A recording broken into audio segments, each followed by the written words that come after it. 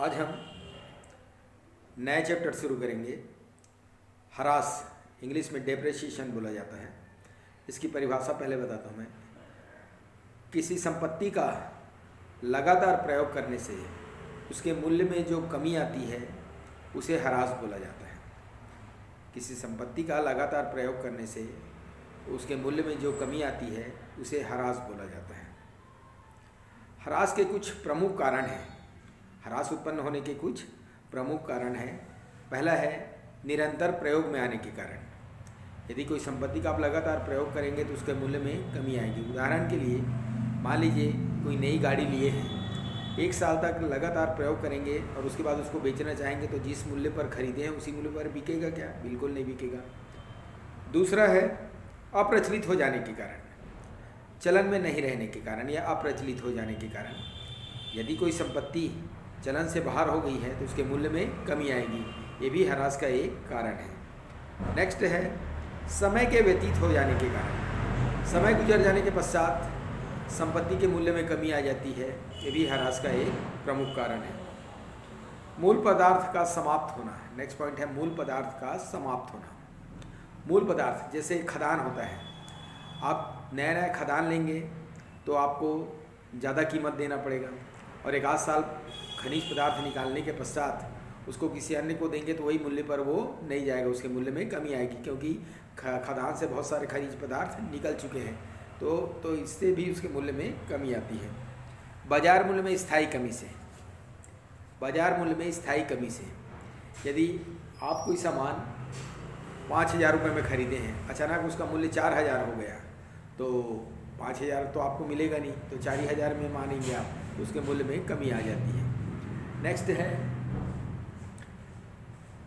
दुर्घटना होने के कारण। यदि आप कोई नई संपत्ति लेके आ रहे हैं और किसी कारणवश दुर्घटना हो गई, टूट फूट गई, तो उसके मूल्य में कमी आ जाती है।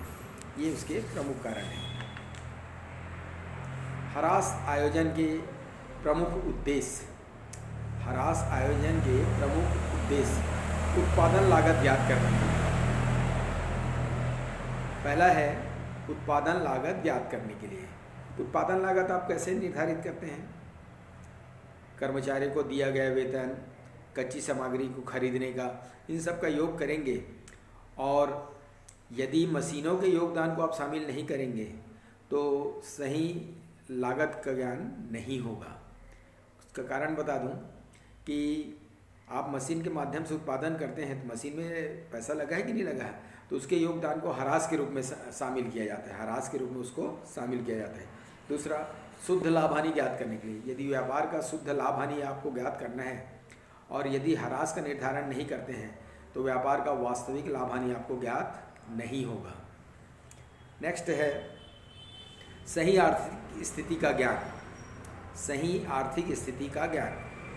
यदि किसी संपत्ति का मूल्य जब खरीदे हैं आप तो वो 50,000 रुपये है, आप बैलेंस शीट में संपत्ति पक्ष में 50,000 दर्शाते हैं। लगातार यदि आप बगैर हरास काटे 50,000 दर्शाएंगे तो ये सही आर्थिक स्थिति की जानकारी नहीं होगी।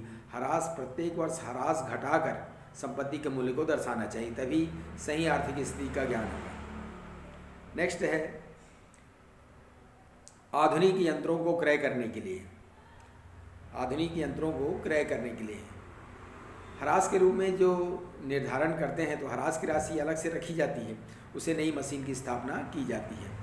और लास्ट पॉइंट है आयकर में छूट प्राप्त करने के लिए। आयकर में छूट प्राप्त करने के लिए भारत में यदि आपको आयकर में छूट चाहते हैं तो आपको हरास लगाना चाहिए, जिससे आयकर में छूट प्राप्त होती है। अब हरास के प्रविष्टि कैसे की जाती है इसके बारे में बता दूँ। जब संपत्ति खरीदते हैं तब एंट्री होती है संपत्ति लेखा विकलित रोक लिखे से।